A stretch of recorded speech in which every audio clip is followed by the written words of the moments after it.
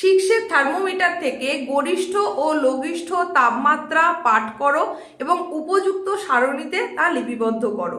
তারই সঙ্গে সঙ্গে গড় উষ্ণতা মানে ওই দিনকার গড় উষ্ণতা নির্ণয় করো।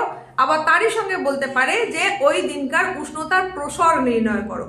এইভাবে যদি প্রশ্নটা আসে তাহলে ঠিক কি উত্তর লিখতে হবে বা কিভাবে তুমি সারণীটা রেডি করবে সেই সম্পর্কেই আজকের উপস্থাপনায় আলোচনা থাকছে। অত্যন্ত গুরুত্বপূর্ণ আলোচনা। তোমরা যারা উচ্চ মাধ্যমিকের ভূগোল বিষয়ে প্র্যাকটিক্যাল পরীক্ষা দিতে চলেছো, অনেকেই তোমরা বিভিন্ন ভিডিওতে কমেন্টে জানিয়েছিলে যে এই থার্মোমিটার সম্পর্কে একটু জানিয়ে দিতে, সেটাই কিন্তু এখন জানাতে চলে এসেছি। তাই মনোযোগ সহকারে দেখে নাও, একটু স্কিপ না করে সম্পূর্ণটা বুঝে নাও। এখান থেকে যে গুরুত্বপূর্ণ নম্বরটা থাকবে সেটা যদি তুমি সম্পূর্ণরূপে পেতে চাও তাহলে অতি অবশ্যই মনোযোগ সহকারে দেখতে হবে এবং বুঝে নিতে হবে। দেখো 6 এই যে লঘিষ্ঠ গরিষ্ঠ থার্মোমিটার, এটার কাজ কি? এটা হচ্ছে দিনের তাপমাত্রা নেওয়া। এই যন্ত্রটার কাজই হচ্ছে দিনের তাপমাত্রা নেওয়া। সেখানে দিনের সর্বোচ্চ তাপমাত্রা এবং সর্বনিম্ন তাপমাত্রা নেওয়ার জন্যই এই লঘিষ্ঠ এবং গরিষ্ঠ থার্মোমিটারের প্রয়োজন। লঘিষ্ঠ মানে সব থেকে কম, নিম্ন সর্বনিম্ন তাপমাত্রাটা পাওয়া যায় এই থার্মোমিটার থেকে, আর গরিষ্ঠ মানে সর্বোচ্চ বা সব থেকে বেশি তাপমাত্রা পাওয়া যায় এটা থেকে। একটাই যন্ত্র, সেখানেই কিন্তু এই লঘিষ্ঠ থার্মোমিটার এবং গরিষ্ঠ থার্মোমিটারের প্রতিস্থাপন এমনভাবে করা রয়েছে যে সেখান থেকে দিনের সর্বোচ্চ এবং সর্বনিম্ন তাপমাত্রা পাওয়া সম্ভব। এইবার আমরা যে 24 ঘন্টার সময়সীমা যদি ধরি তাহলে সর্বনিম্ন তাপমাত্রা পাওয়া যায় ভোর 4টের সময়, তখন হচ্ছে সর্বনিম্ন তাপমাত্রা পাওয়া যায়। আর সর্বোচ্চ তাপমাত্রা ধরা হয় সাধারণত দুপুর 2টোর যে সময়, সেই সময় যে তাপমাত্রাটা থাকে সেটাকেই দিনের সর্বোচ্চ তাপমাত্রা ধরা হয়। কিন্তু তোমরা যখন পরীক্ষা দেবে তোমাদের পরীক্ষা সেন্টারে, সেখানে যে রিডিংটা তোমরা পাবে সেটাই কিন্তু তোমাদেরকে লিপিবদ্ধ করতে হবে। তোমরা তো আর ভোর 4টের সময় গিয়ে পরীক্ষা সেন্টারে বসবে এরকম নয়, বা দুপুর 2টোর টাইমটা হয়তো তোমরা পেতে পারো, কিন্তু কোন স্কুল কোন টাইমে পরীক্ষা নিচ্ছে সেটার উপর ডিপেন্ড করবে। তো সেখানে যে সময় থেকে তোমার পরীক্ষা হচ্ছে এবং তুমি যে সময় যন্ত্রটা দেখার সুযোগ পাচ্ছ, তখন তুমি লঘিষ্ঠতে যে মাপটা পাচ্ছ, যে রিডিংটা পাচ্ছ সেটা তোমার সর্বনিম্ন, আর গরিষ্ঠতে যে রিডিং পাচ্ছ সেটাই কিন্তু তোমার সর্বোচ্চ।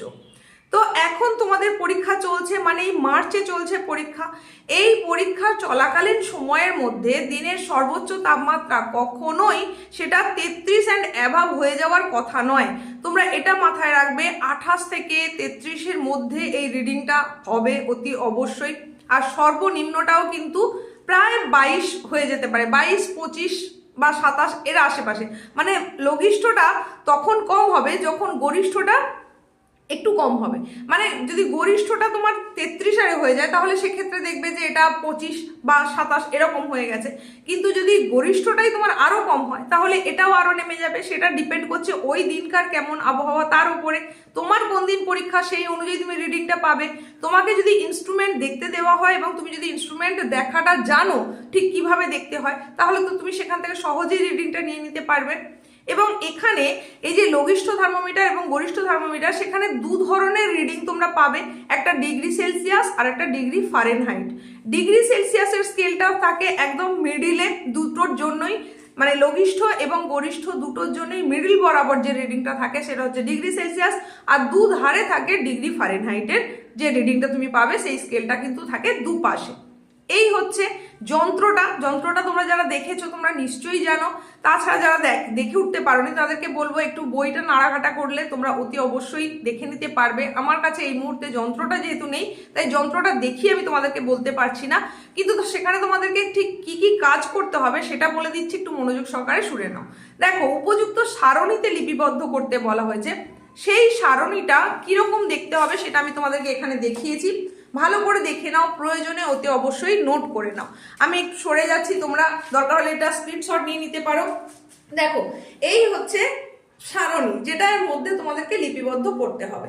এখানে একদম শুরুতেই আমি কি দেখিয়েছি, পর্যবেক্ষণের স্থান মানে তোমার স্কুলের নাম লিখবে, যে স্কুল থেকে তুমি পরীক্ষা দিচ্ছ সেটা লিখবে। তারপরে আছে পর্যবেক্ষকের নাম মানে তুমি তোমার নিজের নামটা লিখবে। তারপর আছে ক্রমিক নম্বর, তোমার এখানে রোল নম্বরটা লিখতে হচ্ছে। এরপরে সারণীটা হচ্ছে ঠিক এইরকম দেখতে হবে। সেখানে কোন বিষয় তুলতে হবে, তারিখ, যে ডেটে তোমার পরীক্ষা তুমি দিচ্ছ সেই তারিখটা এখানে উল্লেখ করে দেবে। এরপর আছে সময়, কোন সময়ে রিডিং দিচ্ছ সেটা এখানে উল্লেখ করবে। এরপরে সর্বোচ্চ উষ্ণতা সেটা ডিগ্রি সেন্টিগ্রেডে কত, ডিগ্রি ফারেনহাইটে কত, সর্বনিম্ন উষ্ণতা ডিগ্রি সেন্টিগ্রেডে কত, ডিগ্রি ফারেনহাইটে কত। এরপরে আছে গড় উষ্ণতা আর উষ্ণতার প্রসর। তোমরা ইনস্ট্রুমেন্ট দেখে যেটা পাবে সেটা হচ্ছে সর্বোচ্চ উষ্ণতা আর সর্বনিম্ন উষ্ণতা। এরপরে ক্যালকুলেশন করতে হবে, ক্যালকুলেশনের মধ্যে তুমি পাবে গড় উষ্ণতা আর উষ্ণতার প্রসর। সেটা কিভাবে পাবে সেটাই আসছি। দেখো, গড় তাপমাত্রা নির্ণয়ের যে সূত্র, সেই সূত্রটা আমি এখানে দেখিয়ে দিয়েছি, এটাও তোমরা নোট করো, প্রয়োজনে অতি অবশ্যই স্ক্রিনশট নিয়ে নাও। গড় মানেই হচ্ছে, আমরা জানি কি, তোমরা ছোট অবস্থায় যখন ম্যাথ করেছো সেখানেও শিখেছো, গড় মানে যোগ করে ভাগ। তাহলে কাকে যোগ করব, কাকে ভাগ করব, সেইটার জন্য দেখো সর্বোচ্চ উষ্ণতা সর্বনিম্ন উষ্ণতা। এইবার সর্বোচ্চ উষ্ণতা ডিগ্রি সেন্টিগ্রেডে যেটা পেয়েছো তার সর্বনিম্ন উষ্ণতা যেটা ডিগ্রি সেন্টিগ্রেডে পেয়েছো, এই দুটোকে যোগ করতে হবে, মানে দুটো একই হতে হবে। ডিগ্রি সেন্টিগ্রেড নিলে দুটোই ডিগ্রি সেন্টিগ্রেড, ডিগ্রি ফারেনহাইট নিলে দুটোই ডিগ্রি ফারেনহাইট। তোমরা ডিগ্রি সেন্টিগ্রেডেরটাই করবে। তাহলে দিনের সর্বোচ্চ উষ্ণতা ডিগ্রি সেন্টিগ্রেডে যেটা পেয়েছিলে, সর্বনিম্ন উষ্ণতা ডিগ্রি সেন্টিগ্রেড, এই দুটোকে যোগ করলে, যেহেতু দুটো রাশিকে যোগ করলাম তাই 2 দিয়ে আমরা ভাগ করব, করলেই ওই দিনের যে গড় তাপমাত্রা সেটা কিন্তু আমরা পেয়ে যাব। এইভাবে আমরা এখানে তাহলে গড় উষ্ণতা পেয়ে গেলাম ডিগ্রি সেন্টিগ্রেডের, আর ডিগ্রি ফারেনহাইট বার করলে তোমরা সেটা এখানে লিপিবদ্ধ করতে পারবে। এরপরে আসছে উষ্ণতার প্রসর। এর ক্যালকুলেশন হচ্ছে, প্রসর মানে হচ্ছে বিয়োগফল কার, সর্বোচ্চ এবং সর্বনিম্নের। তাহলে এইখানে যে তুমি রিডিং নিয়েছো, এই যে সর্বোচ্চ উষ্ণতা আর এখানে যে নিয়েছো সর্বনিম্ন উষ্ণতা, এই দুটোর মাইনাস করলেই কিন্তু তুমি পেয়ে যাচ্ছ উষ্ণতার প্রসর। তাহলে উষ্ণতার প্রসর পেতে গেলে আমাদেরকে সর্বোচ্চ উষ্ণতা সর্বনিম্ন উষ্ণতার বিয়োগ করতে হবে, কিন্তু গড় করতে গেলে সেই দুটোকেই যোগ করে 2 দিয়ে ভাগ করতে হবে। এই সূত্র দুটো খুব ভালো করে মনে রাখতে হবে, তবেই কিন্তু তোমরা এটার উত্তর দিতে পারবে। এবার ডিগ্রি সেন্টিগ্রেডে যদি কেউ রিডিং নিয়ে থাকো, সেখান থেকে ডিগ্রি ফারেনহাইট হয়তো নিলে না, সেটা তাহলে তোমাকে ক্যালকুলেশন করে বার করতে হবে। ক্যালকুলেশন করে বার করতে গেলে তার জন্য যে সূত্র রয়েছে সেটা হচ্ছে, দেখো এখানে সেটাও আমি লিখে দিয়েছি, F is equal to 9c/5 plus 32।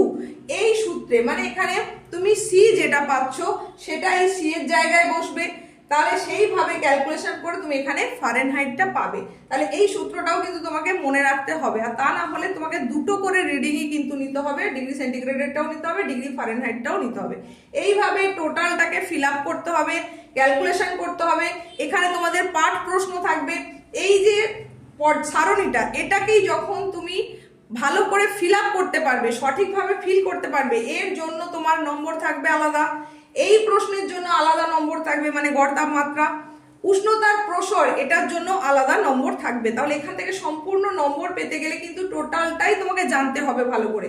তুমি এইটা যতক্ষণ না করতে পারবে ততক্ষণ এই ক্যালকুলেশনগুলো করতে পারবে না।